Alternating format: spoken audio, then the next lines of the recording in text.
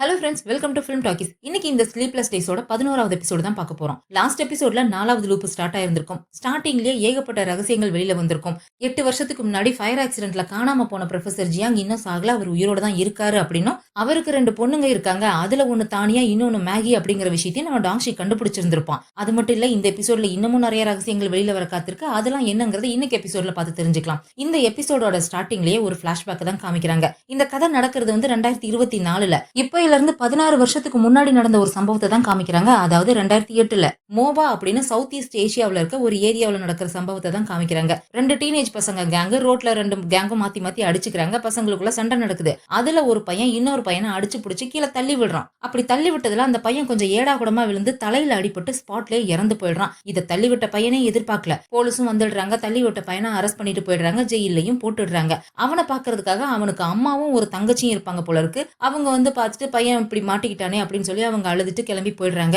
அப்படியே கட் பண்ணி 15 வருஷம் கழிச்சு ஜெயில இருந்து அந்த பையன் ரிலீஸ் ஆகுற மாதிரி காமிக்கிறாங்க. அதாவது இப்போ பிரசன்ட்ல ஸ்குவிட் கேஸ் நடந்துட்டு இருக்கு இல்லையா, இதுல இருந்து ஒரு வருஷத்துக்கு முன்னாடி தான் அவன் ஜெயில இருந்து ரிலீஸ் ஆன மாதிரி காமிக்கிறாங்க. அந்த பையன் வேற யாரும் இல்ல, இந்த கென் தான். அப்படியே கட் பண்ணி 2016ல இந்த ஃபெங் ட்ரீட்மெண்ட் எடுத்துக்கிட்டு இருந்தா இல்லையா, அந்த ஹாஸ்பிட்டல் தான் காமிக்கிறாங்க.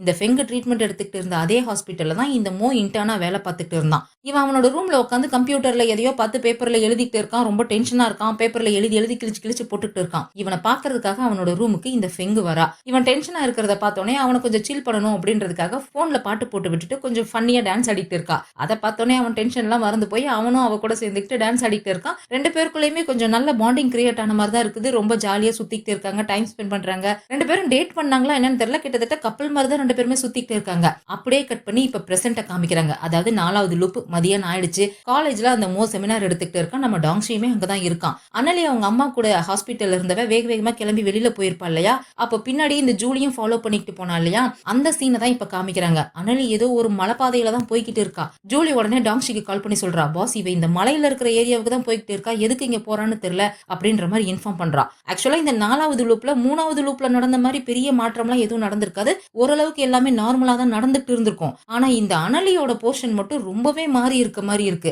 இந்த மாற்றத்துக்கு காரணமே இந்த டாங்ஷி தான். ஏன்னா அவ லேப்ல இருந்து 2 மணிக்கு மேல அவங்க அம்மாவை பாக்குறதுக்கு ஹாஸ்பிட்டலுக்கு போயிருப்பா. அவங்க அம்மாவுக்கு கான்சியஸ் வந்த விஷயத்த அவ போன்ல மட்டும் தான் பாத்திருப்பா, நேர்ல பார்த்தே இருக்க மாட்டா. இவன் தான் அவளுக்கு மெசேஜ் அனுப்பி 12 மணிக்கே அவங்க அம்மாவை பார்க்க அனுப்பியிருப்பா. அவங்க அம்மா கான்சியஸ் வந்ததெல்லாம் பார்த்திருப்பா. அவளும் கொஞ்சம் எமோஷனல் ஆகி என்னென்னமோ பண்ணி கடைசியில பெரிய மாற்றமே அவளோட போர்ஷன்ல நடந்து போச்சு இல்லையா. அதை பத்தி தான் இவன் யோசிச்சுட்டு இருக்கான். நான் தான் பெரிய மாற்றத்தை ஏற்படுத்திட்டேன் அப்படின்ற மாதிரி யோசிச்சுட்டு இருக்கான். உடனே இவன் ஜேம்ஸ்க்கு கால் பண்ணி அந்த கென் என்ன பண்றான் அப்படின்ற மாதிரி கேக்குறானா. அவன் இன்னமும் வீட்டை விட்டு வெளியில வரல பாஸ் அப்படின்ற மாதிரி சொல்றான். போய் உடனே செக் பண்ணு அப்படின்ற மாதிரி சொல்றான். இவனும் போய் பாக்குறான். வீட்டோட கதவுல எல்லாம் காதை வச்சு பாக்குறான். உள்ள ஏதாவது சத்தம் கேக்குதான்னு ஒரு சத்தத்தையும் காணாம். ஜன்னல்ல எதுவும் டிராக்கர் செட் பண்ணி வச்சுட்டு வந்தானா என்னன்னு தெரியல. என்னமோ ஒன்னு எடுக்கிறான். அதை எடுத்துட்டு பாஸ் அவன் இங்கிருந்து போயிட்டான் போல இருக்கு, ஆனா அவனோட கார் வெளியே தான் நிக்குது, எப்படி எஸ்கேப் ஆனானே தெரியல அப்படின்ற மாதிரி சொல்றான். அதே சமயம் இங்க அனலி அந்த மலையில இருக்க ஏதோ ஒரு பாலடைஞ்ச பில்டிங்க்கு தான் வந்திருக்கா. இவ கூட நெட்ல சர்ச் பண்ணி எடுத்திருப்பா இல்லையா ஒரு சின்ன கிளினிக், அந்த கிளினிக் தான் இதுன்னு நினைக்கிறேன். அங்க யாருமே மனுஷங்க இருக்கிற மாதிரி தெரியல, எல்லாம் பாலடைஞ்சு போய் கிடக்குது. அந்த இடத்துக்கு தான் வரா. உள்ள வந்து எதையோ தேடிட்டு இருக்கா. அதே சமயம் இந்த கென்னுமே கார்ல இதே மலைப்பாதையில வந்துட்டு இருக்க மாதிரி தான் காமிக்கிறாங்க. டாங்ஷி ஜூலிக்கு கால் பண்ணி ஜூலி என்னாச்சு அப்படின்ற மாதிரி கேட்கறான். இவ பாஸ் அப்படின்ற மாதிரி தான் சொல்றா. பார்த்தா பின்னாடியே ஒரு பெரிய சத்தம். அதுக்கப்புறம் ஜூலி கிட்ட இருந்து எந்த ஒரு ரெஸ்பான்ஸுமே இல்ல. என்னடான்னு பார்த்தா அவளோட கார் ஆக்சிடென்ட் ஆயிடுச்சு போல இருக்கு. அவ கார்லயே மயங்கி விழுந்து கிடக்குறா. உடனே டாங்ஷி அவசர அவசரமா கிளம்பி இந்த இடத்துக்கு தான் வந்துட்டு இருக்கான். இங்க அனலி அந்த ஹாஸ்பிட்டலுக்குள்ள போய் தேடிட்டு இருக்கா. அப்ப அவ ஒரு விஷயத்தை யோசிச்சு பாக்குறா. இந்த ஃபெங் ஹாஸ்பிட்டல்ல இருந்தப்போ இவ அமெரிக்காவில இருந்தா இல்லையா, இவளோட மெடிக்கல் ரெக்கார்ட் எல்லாம் அனுப்ப சொல்லியிருப்பா போல இருக்கு. அதுல செக் பண்ணி பார்க்கும்போது இவ முழுசா ரெக்கவர் ஆன மாதிரி இருக்குது. ஆக்சுவலா இந்த ஃபெங்குக்கு இருந்த ப்ராப்ளம் என்னன்னா முதுகு தண்டுல கேன்சர். முதுகு தண்டுங்கிறது உடம்புல ரொம்ப ரொம்ப நாசுக்கான பகுதி இல்லையா, அதுல வந்து கேன்சர் அப்படிங்கிறப்போ அதுக்கு ட்ரீட்மெண்ட்டும் ரொம்ப கஷ்டம், குணமாகிறது ரொம்ப கஷ்டம். அப்படி இருக்கும்போது இவ ரொம்ப பெர்ஃபெக்ட்டா வேற குணமாகி இருக்கா. அப்படி என்ன நீ ட்ரீட்மெண்ட் எடுத்துக்கிட்ட அப்படின்ற மாதிரி இவ பதில் கேட்டிருக்கா. அதுக்கு அவ இருந்துட்டு நீ மெடிக்கல் மிராக்கிள் எல்லாம் நம்புவியா, அதுதான் நடந்துச்சு அப்படின்ற மாதிரி வாய்ஸ் மெசேஜ் அனுப்பியிருக்கா. இவ திருப்பி போன் பண்ணி பார்த்தா போனை எடுக்கவே மாட்டேங்கிறா. கட் பண்ணி விடுற மாதிரி இருக்கு. மெசேஜ்ல மட்டும் தான் பேசுறா. அது மட்டும் இல்ல, அந்த பொண்ணு அனுப்பி விட்ட மெடிக்கல் ரெக்கார்டு எல்லாமே 1 மாசத்துக்கு முன்னாடி உள்ள மெடிக்கல் ரெக்கார்டு. எதுக்காக நீ பழச அனுப்புனா, இப்போ பிரசன்ட்ல இருக்க மெடிக்கல் ரெக்கார்டு அனுப்பு அப்படின்னு கேட்டா அந்த ஃபெங்கு கிட்ட இருந்து எந்த ஒரு ரிப்ளைமே இல்ல. கால் பண்ணாலும் கால் எடுக்க மாட்டேங்கிறா. உடனே வேற யாருக்கோ கால் பண்றா. மேபி அந்த ஃபெங்கோட ஃபேமிலி மெம்பர் யாருக்காவது கால் பண்ணாலா என்னன்னு தெரியல. ஃபெங் எங்க அப்படின்ற மாதிரி கேக்குறா. அவ 1 மாசத்துக்கு முன்னாடி எங்க போனான்னு தெரியல, காணாம போயிட்டா, சொல்லாம கொள்ளாம எங்கேயோ போயிட்டா, அவளை காணோம் அப்படின்ற மாதிரி சொல்றாங்க. சோ அந்த ஃபெங்கு கடைசியா இருந்தது இந்த ஹாஸ்பிட்டல்ல தான். இங்க இருந்து தான் அவ எங்கேயோ எங்கேயோ காணாம போயிருக்கா அப்படின்னு சொல்லி தான் அவளை தேடிட்டு இங்க ஏதாவது க்ளூ கிடைக்குதா அப்படின்னு சொல்லி இந்த ஹாஸ்பிட்டல்ல அனலி தேடிட்டு இருக்கா. அதே சமயம் இந்த கென் வந்தான் இல்லையா, அவனும் இதே ஹாஸ்பிட்டலுக்கு தான் வந்திருக்கான். அவன் பாட்டுக்கு உள்ள வரான். அந்த ஹாஸ்பிட்டலோட கேட்டை பூட்டு போட்டுட்டு இவன் நேரா உள்ள வரான். உள்ள இங்க அனலி நின்னுட்டு இருக்கா. அனலி இவனை பார்த்துட்டு ஷாக் ஆயிடுறா. அவன் வந்து இவளை பிடிக்கிற மாதிரி காமிக்கிறாங்க. அதே சமயம் டாங்ஷியுமே அனலியை தேடிட்டு இதே ஹாஸ்பிட்டலுக்கு வரான். அங்க வந்தா கேட் பூட்டி இருக்குதா, அதனால வேற எங்கேயாவது உள்ள போறதுக்கு வழி இருக்கா அப்படின்ற மாதிரி அவன் தேடிட்டு இருக்கான். இவன் இங்க இந்த பொண்ணை புடிச்சிட்டு வந்து கையை காலெல்லாம் கட்டி போட்டுட்டு இருக்கான். யார் நீ, எதுக்காக இப்படி எல்லாம் பண்ற, உனக்கு என்ன ஏற்கனவே தெரியுமா அப்படின்ற மாதிரி அனலி கேக்குறா. அவன் அனலியோட கையை காலெல்லாம் கட்டி போடுறானே தவிர அவகிட்ட ஹார்ஷா பேசவும் இல்ல, ஹார்ஷா நடந்துக்கவும் இல்ல. அவன் ஒரு பேக் வச்சிருக்கான். அந்த பேக்ல ஏதோ வேலையை பார்த்துக்கிட்டு இவகிட்ட பொறுமையா தான் பேசுறான். எதுக்காக நீங்க வந்த அப்படின்ற மாதிரி கேக்குறான். நான் என்னோட ஃப்ரெண்டை தேடிட்டு வந்தேன். 8 வருஷத்துக்கு முன்னாடி என் ஃப்ரெண்டு காணாம போயிட்டா. அப்போ அவ ரொம்ப உடம்பு சரியில்லாம இருந்தா. கடைசியா அவ இங்கதான் இருந்தா, அதனாலதான் அவளை தேடிட்டு வந்தேன் அப்படின்ற மாதிரி சொல்றா. அவளை எதுக்காக நீ தேடுற அப்படின்ற மாதிரி கேக்குறானா. ஏன்னா அவ என்னோட பெஸ்ட் ஃப்ரெண்டு. கண்டிப்பா என்கிட்ட குட் பை சொல்லாம அவ எங்கேயும் போறதுக்கு வாய்ப்பே இல்ல. அதனாலதான் அவளுக்கு என்ன ஆச்சுன்னு தெரிஞ்சுக்கிறதுக்காக இங்க வந்தேன் அப்படின்ற மாதிரி சொல்றா.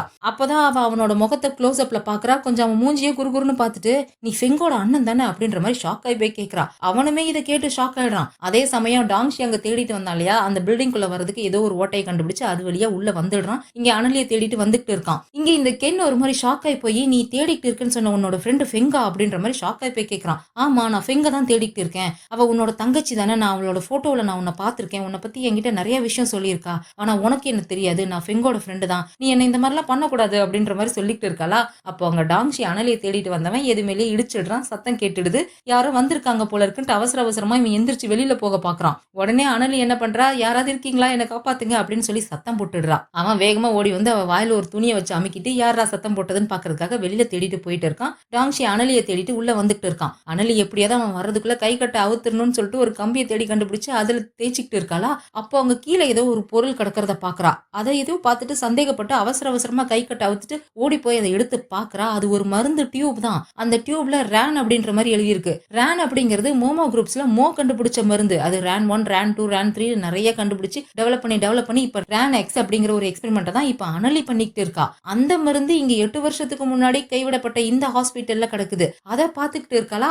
அதே சமயம் அங்க வெளியில துப்பாக்கி சுடுற சத்தம் கேக்குது. அங்க டாங்ஷிக்கும் அந்த கென்னுக்கும் நடுவுல துப்பாக்கி சண்டை நடந்துகிட்டு இருக்கு. இவ பயந்து போய் அங்க ஒரு பீரோ இருக்கு, அந்த பீரோக்குள்ள போய் ஒளிஞ்சுக்கிறா. அங்க அவங்க 2 பேரும் மாத்தி மாத்தி துப்பாக்கியில ஷூட் பண்ணி சண்டை போட்டுட்டு இருக்காங்க. 2 பேத்துக்கும் ஒரே நேரத்துல புல்லட் தீந்து போகுது. போய் புல்லட் கேஸ மாத்துறதுக்காக மறைஞ்சு நின்னுட்டு மாத்திக்கிட்டு இருக்கானுங்க. சத்தம் நிக்கவும் கொஞ்ச நேரம் அமைதியாகுது. அந்த கேப்ல இவ எங்கேயாவது போறதுக்கு வழி இருக்கா அப்படின்னு சொல்லி பார்க்கும்போது அந்த பீரோக்குள்ளேயே பின்பக்கமா போறதுக்கு ஒரு வழி இருக்கு. அது ஒரு ரூம்குள்ள போகுது. இவ அங்க போய் ஒளிஞ்சுக்கிறா. அங்க அவனுங்க புல்லட்டை மாத்திட்டு மறுபடியும் சண்டை போட்டுக்கிட்டு இருக்கானுங்க. அப்ப டாங்ஷி கையில இந்த ஃபயர் எக்ஸ்டிங்விஷர் கேன் இருக்கு இல்லையா, அது கிடைக்குதா. அதை தூக்கி இந்த கென் பக்கமா உருட்டி விட்டுட்டு ஷூட் பண்ணிடுறான். அது வெடிச்சிருது. அதுக்கப்புறம் இவன் அனலியை தேடிட்டு வரான். கரெக்டா அந்த அனலியை கட்டி போட்டுருக்கிற இடத்துக்கும் வந்துடுறான். அங்க அந்த கயிறெல்லாம் பார்த்துட்டு இங்கதான் அனலி இருந்திருக்கான்னு சந்தேகப்பட்டு இவன் பேரை சொல்லி கூப்பிடுறான். டாங்ஷியோட குரலை கேட்டதுமே டாங்ஷி நான் இங்கதான் இருக்கேன் அப்படின்னு சொல்றான். இவன் வேகமா ஓடி போய் கண்டுபிடிச்சிடுறான். அவளை ஹக் பண்ணிக்கிறான். ஒன்னும் இல்ல, உனக்கு ஒன்னும் ஆகல, என்னாச்சு அப்படின்ற மாதிரி கேட்கறான். அந்த ஆள் வேற யாரும் இல்ல, ஃபெங்கோட அண்ணன் தான். அவன் பேரு ஷீமிங் அப்படின்ற மாதிரி சொல்றா. அவன் பேரு கென்னுங்கிறது இவங்களுக்கு நல்லா தெரியும். ஆனா இப்ப என்னமோ இவ வேற பேர் சொல்றா. அவன் இந்த ஃபெங்கு யாரு அப்படின்ற மாதிரி கேக்குறானா. ஃபெங்கு என்னோட ஃப்ரெண்டு. 8 வருஷத்துக்கு முன்னாடி அவ காணாம போயிட்டா. இது அவளோட அண்ணன் தான். கண்டிப்பா இவன் என்ன காயப்படுத்த மாட்டான் அப்படின்ற மாதிரி சொல்றாளா. சரி, அப்ப நீ இங்கேயே அமைதியா இரு அப்படின்னு சொல்லிட்டு ஒரு இடத்துல ஒளிய வச்சுட்டு இவன் துப்பாக்கி எடுத்து வச்சுட்டு வெறும் கையோடைய அந்த கென்னை பிடிக்கிறதுக்காக போறான். அவன் கையில துப்பாக்கி வச்சுட்டு நின்னுட்டு இருக்கான். இவன் மெதுவா மறைஞ்சு போய் நின்று அவன் கையில வச்சிருக்க துப்பாக்கியை எப்படியோ பிடிச்சிடுறான். 2 பேத்துக்குள்ள மாத்தி மாத்தி சண்டை நடக்குது. அவன் கையில இருக்கிற துப்பாக்கியை புடுங்கினதுக்கு அப்புறம் இவன் சொல்றான், இங்க பாரு, நான் உன்னை அரெஸ்ட் பண்ணலாம் வரல, உன்கிட்ட கொஞ்சம் பேசணும், நம்ம பேசலாம் அப்படின்ற மாதிரி சொல்றான். ஆனா அவன் பேசுறதுக்கெல்லாம் தயாரா இல்ல. கத்தி வச்சிருப்பான் போல இருக்கு. அதை எடுத்துட்டு சண்டை போடுறதுக்கு ரெடியா நிக்கிறான். உடனே டாங்ஷி என்ன பண்றான், அங்க ஒரு பழைய துணி இருக்கு. அதுல ஒண்ணு கிழிச்சு கையில சுத்திட்டு அங்க கண்ணாடி எல்லாம் உடஞ்சு போய் கிடக்குதா. அதுல ஒண்ணு எடுத்து கையில வச்சுக்கிறான். 2 பேரும் மாத்தி மாத்தி சண்டை போட்டுக்கிட்டு இருக்கானுங்க. அந்த துணியை வச்சு எப்படியோ அந்த கென்னை அடிச்சு கீழே படுக்க வச்சிடுறான். ஆனா அப்ப கூட அவன் அடங்கவே இல்ல. ஒரு பாமோட ரிமோட்டை பாக்கெட்ல வச்சிருப்பான் போல இருக்கு. இங்க பாரு, நான் இந்த இடத்தையே வெடிக்க வச்சிருவேன் அப்படின்னு சொல்லிட்டு அந்த ரிமோட் எடுத்து வச்சுட்டு மிரட்டுறான். இங்க பாரு, நான் உன்கிட்ட பேசதான் வந்திருக்கேன். எனக்கு நல்லா தெரியும் உன் தங்கச்சி அப்படின்னு சொல்லி முடிக்கிறதுக்குள்ளேயே கென்னோட கழுத்திலே ஒரு புல்லட் வந்து இறங்குறது. யாரடா ஷூட் பண்ணாங்கன்னு திரும்பி பார்த்தா இந்த ஜூலி தான் கையில துப்பாக்கியோட நின்றுட்டு இருக்கா. ஆனா இவ இப்படி ஷூட் பண்ணதுமே இவளுக்கு போன லூப்ல நடந்த விஷயம் ஞாபகம் வந்துருச்சு. ப்ரொஃபசர் ஜியாங் இவ ஷூட் பண்ணிருப்பா இல்லையா, அதுலயுமே ப்ரொஃபசர் ஜியாங் கத்தி எடுத்துக்கிட்டு அந்த பொண்ணு அட்டாக் பண்ண போற சமயத்துல பதட்டத்துல இவ ஷூட் பண்ணிருப்பா. இப்பவுமே இவன் பாம் அழுத்த போறான் அப்படின்ற பதட்டத்துல தான் இப்பவும் ஷூட் பண்ணிருக்கா. சோ 2 சீனும் ஒரே மாதிரியே நடந்ததுனால ஞாபகம் வந்துருச்சா என்னன்னு தெரியல. இதே மாதிரி நான் முன்னாடியே பண்ணிருக்கேன்ல அப்படின்னு பதறி போய் சொல்லிட்டு இருக்கா. டாங்ஷி இவனுக்கு என்னாச்சு அப்படின்னு சொல்லிட்டு ஓடி வந்து பாக்குறான். அவனுக்கு கழுத்திலே புல்லட் இறங்கிருச்சு. எங்க இருந்து அவன் உயிரோட இருக்கிறது. அவனோட ரிமோட் எடுத்து பாக்குறான். வரான். ரிமோட் இருக்குன்னா பாம் இருக்கணும்ல, அது எங்கடா இருக்கு அப்படின்னு சொல்லி தேடி பார்க்கும்போது அவனோட பேக்ல தான் பாம் இருக்கு.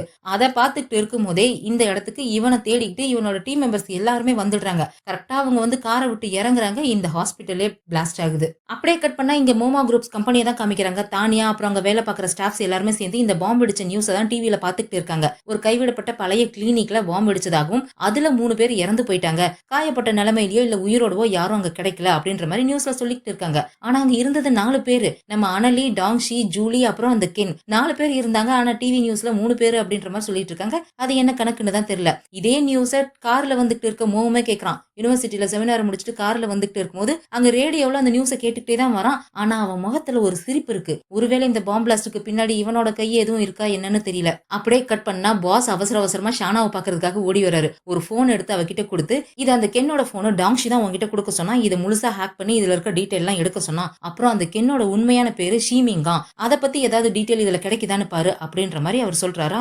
டாங்ஷியும் மத்தவங்களும் எப்படி இருக்காங்க அப்படின்ற மாதிரி ஷானா கேக்குறா. அப்படியே கட் பண்ணி என்ன நடந்ததுன்னு காமிக்கிறாங்க. இவன் அந்த கென்னோட பேக்ல பாம்பு இருந்ததை பார்த்திருப்பான் இல்லையா, அதை பார்த்ததுமே இவனுக்கு ஒரு யோசனை வந்திருக்கும். அந்த ஸ்குவிட்ட வெளியில வர வைக்கணும் அப்படின்னா நாம சாகணும் அப்படின்ற மாதிரி யோசிச்சுக்கிட்டு இருக்கானா. கரெக்டா அந்த சமயத்துல அனலி அங்க வர. அந்த கென் செத்து போய் கிடக்கிறதையும் பார்த்துட்டு ஏன்டா இப்படி பண்ண அப்படின்ற மாதிரி தான் அவ டாங்ஷியை பாக்குறா. அப்போ அவ கையில ஒரு டைரி இருக்கு. அந்த சமயத்துலதான் பாஸ் அவர் டீமோட அங்க வந்திருப்பாரு. அந்த கிளினிக்கே வெடிச்சிருந்திருக்கும். அதை பார்த்ததும் இவர் பயந்து போய் நின்னுட்டு இருந்திருப்பாரு. அந்த சமயத்துல டாங்ஷி கிட்ட இருந்து போன் வருது. போன்ல டாங்ஷியோட பேரை பார்த்ததுக்கு அப்புறம் தான் இவருக்கு மூச்சே வருது. டாங்ஷி, அனலி, ஜூலி இவங்க 3 பேருமே வேற ஒரு இடத்துல மறைஞ்சு நின்னுட்டு இருக்காங்க. இவங்க பாம் பிளாஸ்ட்ல செத்து போன மாதிரி ஃபேக்கா அங்க ஒரு நியூஸ் கிரியேட் பண்ணிருக்காங்க போல இருக்கு. அதுக்கப்புறம் டாங்ஷி அனலியை கூப்பிட்டுட்டு கார்ல எங்கேயோ கிளம்பி போய்கிட்டு இருக்கான். அவ கையில அந்த டைரியே வச்சுட்டு சோகமா பாத்துக்கிட்டு இருக்கா. என்ன நடந்துச்சுன்னு இப்ப எனக்கு தெரிஞ்சு போச்சு அப்படின்ற மாதிரி சொல்றா. ஆக்சுவலா இந்த கென் கூட சண்டை போடுறதுக்கு முன்னாடி அனலியை ஒரு ரூம்குள்ள ஒளிய வச்சுட்டு இவன் போயிருந்திருப்பான் இல்லையா, அந்த ரூம் ஆக்சுவலா ஃபெங் ட்ரீட்மெண்ட் எடுத்துக்கிட்ட ரூம் தான். இந்த ரூம்ல இருந்து தான் நிறைய தடவை இவ அனலி கூட வீடியோ கால்ல பேசி இருந்திருப்பா. அங்க இருக்கிற விஷயங்கள், அந்த ரூமோட நம்பர், அங்க அவ கிறுக்கி வச்சிருக்கா செவுத்துல, அது எல்லாமே அப்படியே இருக்கு. அதை பார்த்துதான் இவ கண்டுபிடிச்சிருந்திருக்கா. வீடியோ கால்ல பேசும்போது அந்த ஃபெங் சொல்லியிருப்பா, எனக்கு ரொம்ப பயமா இருக்கு, என்னால இனிமே வரைய முடியாதோன்னு எனக்கு தோணுது அப்படின்ற மாதிரி ஃபெங் சொல்றா. ஏண்டி என்னாச்சு,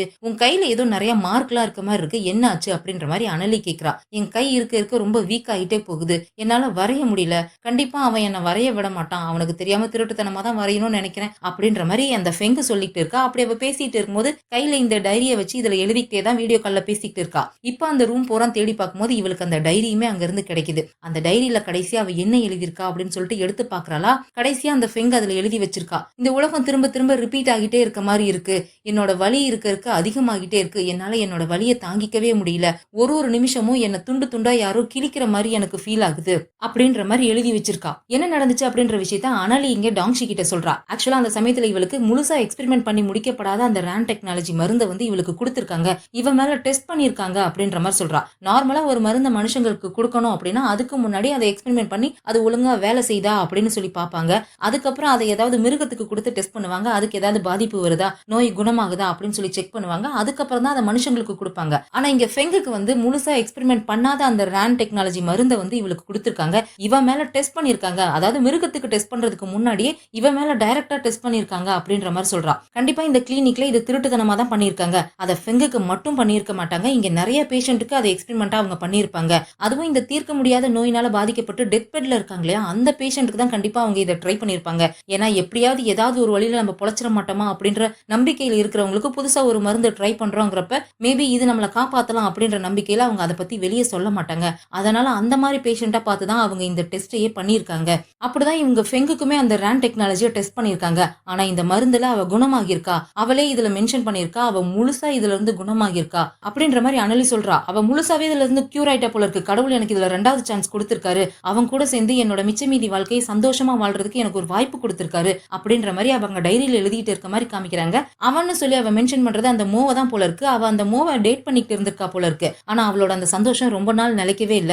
வெறும் 7 நாள் மட்டும்தான் அவ அந்த மாதிரி குணமாகி இருந்திருக்கா. 7 நாளைக்கு அப்புறம் அவளுடைய உடம்பு கொஞ்சம் கொஞ்சமா மோசமாக ஆரம்பிச்சிருக்கு. அவளுடைய உடல் உறுப்புலாம் கொஞ்சம் கொஞ்சமா செயலிழக்க ஆரம்பிச்சிருக்கு. அவ வாழ்நாளோட கடைசி நிமிஷத்தை அவ எண்ணிக்கிட்டு இருந்திருக்கா. ஒவ்வொரு நிமிஷமும் அவளுக்கு வலி அதிகமாகிட்டே இருந்திருக்கு. அவ கடைசியா என்ன சொன்னா தெரியுமா, இந்த உலகம் ரிப்பீட் ஆகிட்டே இருக்கிறதாகவும் அவளோட வலி அதிகமாகிட்டே இருக்கிறதாகவும், இந்த உலகத்தை விட்டு நான் எப்படியாவது போகணும்னு நினைக்கிறேன், ஆனா என்னால அவனை விட்டு போக முடியாது அப்படின்ற மாதிரி அவ எழுதி வச்சிருக்கா அப்படின்ற மாதிரி அனலி சொல்றா. இதை கேட்டதும் டாங்ஷிக்கு செம்ம ஷாக்கு. ஏன்னா ஏன்னா அவ அந்த உலகம் ரிப்பீட் ஆகிட்டே இருக்கு அப்படின்ற மாதிரி அவ எழுதி வச்சிருக்கால, ஒருவேளை இவளுக்கும் டைம் லூப் ஆகிருக்குமோ அப்படின்ற மாதிரி தான் இவனும் யோசிக்கிறான். அப்புறம் அனலி இன்னொரு விஷயத்தையும் சொல்றா. அந்த சமயத்துல இந்த ரேன் டெக்னாலஜியை பத்தி தெரிஞ்சதும் இந்த ரேன் டெக்னாலஜியை எக்ஸ்பெரிமெண்ட் பண்ணதும் 2 பேர் மட்டும்தான். ஒன்னு மோ, இன்னொன்னு அந்த ப்ரொஃபசர் ஜியாங். ஆனா ஃபெங்கு உயிரோட இருக்கணும், அவ பொழைக்கணும்னு நினைச்சது அந்த மோ மட்டும்தான் அப்படின்ற மாதிரி சொல்றா. இதையெல்லாம் சோகமா இந்த கதையை சொல்லிக்கிட்டே அப்படியே இவ தூங்கிடுறா. இவன் எங்கேயோ இவளை கூட்டிட்டு வந்திருக்கான். அதே சமயம் இவளோட கார் அந்த கிளினிக்கு வெளியே நின்னுட்டு இருக்கு இல்லையா, இவனோட ஆபீசர்ஸை வச்சு அந்த காரை செக் பண்ண வைக்கிறான். அதுல ஒரு டிராக்கர் இருக்கிறதையும் கண்டுபிடிக்கிறாங்க. சோ இவளோட கார்ல டிராக்கரை பிக்ஸ் பண்ணி யாரோ இவளை ஃபாலோ பண்ணிருக்காங்க அப்படிங்கறதும் தெரிய வருது. அதே சமயம் ஷானாவுமே டாங்ஷிக்கு கால் பண்றா. கென்னோட போனை கொடுத்து அவனை பத்தி கண்டுபிடின்னு சொல்லியிருந்தான் இல்லையா, அதுக்காக தான் கால் பண்றா. இந்த கென்னோட உண்மையான பேரு ஷீமிங் அப்படிங்கிறது தான். அவன் இந்த ஊரை சேர்ந்தவன் தான். அவனுக்கு 12 வயசு இருக்கும் போது மோபான்ற ஊருக்கு ஸ்கூல் படிக்கிறதுக்காக போயிருந்திருக்கான். அங்க பசங்களோட சண்டை போட்டதுல ஒருத்த மண்டையை உடைச்சு அதுக்காக 15 வருஷம் ஜெயிலுக்கு போயிருந்திருக்கான். போன வருஷம் தான் ரிலீஸ் ஆகியிருந்திருக்கான். வெளியே வந்ததுக்கு அப்புறம் அவனோட உண்மையான அடையாளத்தை மறைச்சு கென் அப்படிங்கிற ஒரு டூப்ளிகேட்டான ஐடென்டிட்டியோட தான் வாழ்ந்துட்டு இருந்திருக்கான். இப்ப அவன் வச்சிருக்க நம்பர் இப்ப ரீசெண்டா தான் வாங்கியிருக்கான். அந்த நம்பர்ல இன்னைக்கான கால் ரெக்கார்டு மட்டும்தான் இருக்கு. அதுவும் மிஸ்டு கால் மட்டும்தான் இருக்கு. அந்த மிஸ்டு கால எங்க இருந்து வந்திருக்கு அப்படின்னு செக் பண்ணி பார்த்ததுல அந்த மோமா குரூப்ஸ் கம்பெனி பில்டிங் இருக்கு இல்லையா, அங்க இருந்து தான் யாரோ கால் பண்ணிருக்காங்க அப்படின்ற விஷயத்த ஷானா கண்டுபிடிச்சு சொல்றா. அதே சமயம் இன்னைக்கு இவங்க ஒரு கல்யாணத்துக்கு போகணும் இல்லையா, அந்த கல்யாண ஃபங்க்ஷனுக்கான ஏற்பாடெல்லாம் தடபுடலாம் நடந்துட்டு இருக்கு. யூஷியா ஒரு பக்கம் இந்த கல்யாணத்துக்காக ரெடி ஆகிக்கிட்டு இருக்கா. அதுவும் ரொம்ப சோகமா, அநியாயத்துக்கு சோகமா இருக்கா. அப்படி என்னதான் நடந்துச்சுன்னு தெரியல, அதை வேற சொல்ல மாட்டேங்கிறாங்க. இன்னொரு பக்கம் இந்த ஹான் அவங்க அப்பா போட்டோவை பார்த்துட்டு பலமா யோசனையில இருக்கான். இந்த டாங்ஷியை நம்பலாமா வேண்டாமா, அந்த பாஸ்வேர்டு இருக்க வீடியோவை அவனுக்கு அனுப்பலாமா வேண்டாமா அப்படின்ற மாதிரி பலத்த யோசனையில இருக்கான். ரொம்ப நேரம் யோசிச்சதுக்கு அப்புறம் அந்த வீடியோவை டாங்ஷிக்கு அனுப்பி வச்சிடுறான். இங்க டாங்ஷி என்ன பண்றான், அனலிய அவளோட வீட்டுக்கு தான் கூட்டிட்டு வந்திருக்கான். அவகிட்ட ஒரு சிக்னல் ஜாமர் எடுத்து கொடுக்குறான். இது எதுக்கு எனக்கு அப்படின்னு கேக்குறாளா, இல்ல உன்னை யாரும் ஃபாலோ பண்ணக்கூடாது இல்ல, அதுக்காக தான் அப்படின்ற மாதிரி சொல்லிட்டு கொடுக்குறான். இவளோட கார்ல இன்னைக்கு டிராக்கர் இருந்தது அவன் பார்த்திருப்பான். யாரோ இவளை ஃபாலோ பண்ணிட்டு வராங்கன்னு இவனுக்கு தெரிஞ்சிருக்கு இல்லையா. சோ யாரோ இவளை ஃபாலோ பண்றாங்க, இவளை ஹார்ம் பண்ண பாக்குறாங்க அப்படின்றதுக்காக தான் சிக்னல் ஜாமரை அவகிட்ட கொடுக்குறான். அப்புறம் நீ எனக்கு ஒரு ஹெல்ப் பண்ணணுமே அப்படின்னு சொல்லிட்டு ஒரு மாதிரி தயங்கி தயங்கி இழுக்கிறான். இன்னைக்கு நீ உன் ஃப்ரெண்டோட டைரியில கடைசியா ஒரு லைன் படிச்சல, இந்த உலகம் திரும்ப திரும்ப ரிப்பீட் ஆகிட்டே இருக்கு, என்னோட பெயின் மல்டிபிள் ஆகிட்டே இருக்கு அப்படின்னு சொல்லி, அந்த வரிக்கு என்ன அர்த்தமா இருக்கும்னு நினைக்கிற அப்படின்ற மாதிரி டாங்ஷி கேக்குறான். என்ன அர்த்தமா இருக்கும், அவளுக்கு தான் தீர்க்க முடியாத வியாதி இருந்துச்சு இல்லையா, தன்னோட நோய் குணமாகாது அப்படிங்கறதான் அவ அப்படி எழுதியிருக்கா அப்படின்ற மாதிரி அனலி சொல்றா. எனக்கு என்னமா அப்படி தோணல, இந்த உலகம் திரும்ப திரும்ப ரிப்பீட் ஆகிட்டே இருக்கு அப்படின்னா இந்த உலகம் டைம் லூப்ல மாட்டிக்கிட்டு இருக்குன்றதுதான் அவ சொல்லியிருக்காளோன்னு எனக்கு தோணுது அப்படின்ற மாதிரி டாங்ஸி சொல்றான். ஆனா அதை நம்பணுமே நம்பாத மாதிரிதான் அவ பாத்துக்கிட்டு இருக்கா. நான் உண்மையை தான் சொல்றேன், உண்மையிலேயே இந்த உலகம் டைம் லூப்ல மாட்டிக்கிட்டு இருக்கு. ஒரே நாள் திரும்ப திரும்ப நடந்துகிட்டே இருக்கு. ஆனா அந்த டைம் லூப்ல நடக்கிற விஷயம் இந்த உலகத்துல வாழ்ற எந்த ஒரு ஜீவராசிக்கும் ஞாபகத்துல இருக்கிறதே இல்ல, அதுதான் உண்மை அப்படின்ற மாதிரி டாங்ஷி சொல்றானா. அது சரி, இந்த டைம் லூப்ல நடக்கிற விஷயம் எந்த ஒரு ஜீவராசிக்கும் ஞாபகத்திலே இல்ல அப்படின்னா உண்மையிலேயே டைம் லூப் இருக்குன்னு யார் தான் ப்ரூவ் பண்ணுவாங்க அப்படின்னு அனலி கேக்குறாளா. நான் தான் அப்படின்ற மாதிரி சொல்றான். இவ ஒரு மாதிரி ஷாக் ஆகி போய் பார்த்துட்டு இருக்கா. நான் உண்மையதான் சொல்றேன், இதை எப்படி உனக்கு சொல்லி புரிய வைக்கிறதுன்னு எனக்கு தெரியல. ஆனா இது ஏன் நடக்குது, எதுக்கு நடக்குது, எப்படி நடக்குதுன்னு எனக்குமே புரியல. உண்மையிலேயே நான் மத்தவங்களை விட கொஞ்சம் வித்தியாசமானவன். இந்த உலகம் உண்மையிலேயே டைம் லூப்ல மாட்டிக்கிட்டு தான் இருக்கு. ஒவ்வொரு நாளும் திரும்ப திரும்ப ரிப்பீட் ஆகிட்டு தான் இருக்கு. ஆனா அந்த டைம் லூப்ல நடக்கிற விஷயங்கள் எனக்கு ஞாபகத்துல இருக்கு. என்னால அந்த டைம் லூப்ல வேணுங்கிற மாற்றத்தை கூட கொண்டுட்டு வர முடியும். நிறைய தடவை நான் அந்த டைம் லூப்பை யூஸ் பண்ணி கேஸை சால்வ் பண்ணியிருக்கேன். அப்பெல்லாம் மத்தவங்க என்ன யோசிச்சிருக்காங்கன்னா என்னால ஃபியூச்சரை ப்ரெடிக்ட் பண்ண முடியும், அந்த பவர் எனக்கு இருக்கு அப்படின்னு தான் நினைச்சிருக்காங்க. ஆனா உண்மையிலேயே நான் முன்னாடியே என்ன நடக்கும்ன்றத டைம் லூப்ல பார்த்துட்டு வந்து தான் இந்த கேஸ் எல்லாம் சால்வ் பண்ணியிருக்கேன். தயவு செஞ்சு என்ன நம்பு, பைத்தியம்னு நினைச்சிடாத, நான் சொல்றதெல்லாம் உண்மைதான் அப்படின்ற மாதிரி டாங்ஸி சொல்றான். முதல்ல இவனை நம்பாத மாதிரி தான் அவ பாக்குறா. அப்புறம் கொஞ்ச நேரம் ஏதோ தீவிரமா யோசிச்சுட்டு என் கூட வா அப்படின்னு சொல்லிட்டு அவளோட வீட்லயே வேற ஒரு ரூம்குள்ள கூட்டிட்டு போறா. அங்க போனா அங்கேயே ஒரு லேப் செட்டப் வச்சிருப்பா போல இருக்கு. கடந்த 2 வருஷமா நான் இந்த ரேன் ப்ராஜெக்ட் நான் பண்ணிட்டு இருக்கேன். என்னோட எக்ஸ்பெரிமெண்ட்டை பத்தின எல்லா டீடைலுமே இங்க இருக்கு அப்படின்னு சொல்லிட்டு ஒரு வெள்ளை கலர் போர்டை கொண்டு போய் காமிக்கிறா. என்னோட ப்ராஜெக்ட்டுக்காக நான் சயின்ஸ்ல இருக்க எல்லா ஃபீல்டையுமே நான் அலசி ஆராய்ஞ்சிருக்கேன். பயாலஜி, பிசிக்ஸ், கெமிஸ்ட்ரி, சைக்காலஜின்னு நான் எல்லாத்தையுமே அலசி ஆராய்ஞ்சேன். என்னோட ரிசர்ச்சோட முடிவு என்ன தெரியுமா அப்படின்னு சொல்லிட்டு ஃபோர் நாலேஜ் அப்படிங்கிற ஒரு வார்த்தையை காமிக்கிறா. ஃபோர்னா FOUR 4, 4 கிடையாது, FORE 4. அதாவது ஒரு விஷயம் நடக்க போகுது அப்படின்னா அது நடக்கிறதுக்கு முன்னாடியே இதுதான் நடக்க போகுது அப்படின்னு சொல்லி நம்ம கணிப்போம் இல்லையா, ஃபியூச்சரை கணிக்கிற மாதிரி, அந்த மாதிரி ஒரு டேர்மை தான் அவ சொல்றா, ஃபோர் நாலேஜ் அப்படின்னு சொல்லிட்டு. என்னால இந்த வார்த்தையை நம்பவே முடியல. எனக்கு பைத்தியம் பிடிச்சிக்கிச்சுன்னு நானே நினைச்சிட்டு இருந்தேன். இந்த RN365 நான் கண்டுபிடிச்ச அந்த ஃபோர் நாலேஜ் உண்மைதான்னு ப்ரூவ் பண்ற வரைக்கும் அப்படின்ற மாதிரி சொல்றா. அது என்ன RN365 அப்படின்ற மாதிரி டாங்ஷி கேக்குறானா. என் என் கூட வா அப்படின்னு சொல்லிட்டு இன்னொரு ரூம்குள்ள கூட்டிட்டு போறா. அங்க போனா ஏகப்பட்ட எலிய டப்பா டப்பாவா அடைச்சு வச்சிருக்கா. எல்லாம் லேப்ல எக்ஸ்பெரிமெண்ட் பண்றதுக்காக யூஸ் பண்ற எலி போல இருக்கு. இவ ரான்ஒய் அப்படிங்கிற ஏதோ ஒரு ட்ரக்கை எக்ஸ்பெரிமெண்ட் பண்ணிட்டு இருந்தாலாம். அந்த ரான்ஒய் அப்படிங்கிற ட்ரக்கை 2 குரூப் எலிய பிரிச்சிருக்கா. அதுல ஒரு குரூப் எலிக்கு வந்து நரம்பு மண்டலத்துல ப்ராப்ளம் இருந்திருக்கு. இன்னொரு குரூப் எலிக்கு எந்த பிரச்சனையும் இல்ல. அது ரொம்ப ஹெல்த்தியா தான் இருந்திருக்கு. அந்த 2 குரூப் எலிக்குமே அந்த ரான்ஒய் அப்படிங்கிற மருந்து கொடுத்திருந்திருக்கா. ஆனா மருந்து கொடுத்ததுக்கு அப்புறமும் எந்த ஒரு மாற்றமுமே அந்த 2 குரூப்லயுமே இல்ல. முன்ன மாதிரியே நார்மலா தான் இருந்திருக்காங்க. என்னோட எக்ஸ்பெரிமெண்ட் நான் ஃபெயில் ஆயிடுச்சுன்னு நினைச்சேன். அப்பதான் அந்த ஹெல்தியா இருந்த குரூப்ல ஒரு எலி மட்டும் கொஞ்சம் வித்தியாசமா நடந்துக்குச்சு. எலியோட நடவடிக்கையை டெஸ்ட் பண்றதுக்காகவும் அதோட மெமரி பவரை டெஸ்ட் பண்றதுக்காகவும் அந்த எலிக்கு வந்து மேஸ் டெஸ்ட் கொடுப்பாலாம். இந்த புதிர் பாதை இருக்கும் இல்லையா, ஒரு இடத்துல கொண்டு போய் விட்டுட்டோம்னா எந்த பக்கம் போகணும், இந்த பக்கம் போகணுமா, அந்த பக்கம் போகணுமான்னு வழியை கண்டுபிடிச்சு நம்ம டெஸ்டினியை போய் சேருவோம் இல்லையா, அந்த மாதிரி புதிர் இருக்கும் இல்லையா, அப்படி ஒரு டெஸ்ட்டை இந்த எலிக்கு கொடுத்திருந்திருக்கா. ஆனா அந்த எலி மட்டும் அதோட புதிரை வந்து ரொம்ப ஈஸியா சால்வ் பண்ணி அதோட சாப்பாடு இருக்கிற இடத்துக்கு போயிருந்திருக்கு. அது எந்த ஒரு ஸ்ட்ரகிளுமே பண்ணவே இல்ல. நான் இதே டெஸ்ட் அதுக்கு திரும்ப திரும்ப நான் குடுத்துக்கிட்டே இருந்தேன். எல்லா தடவையும் ரொம்ப ஈஸியாவே அது அந்த புதிரை சால்வ் பண்ணி அதோட சாப்பாடு கிட்ட போயிட்டே இருந்துச்சு. என்னோட ரிசல்ட்டோட கன்க்ளூஷன் என்ன தெரியுமா? இந்த எலி இப்படிலாம் பண்ணதுக்கு காரணம் அதோட மெமரி பவரோ இல்ல அதோட பழக்கமோ கிடையாது.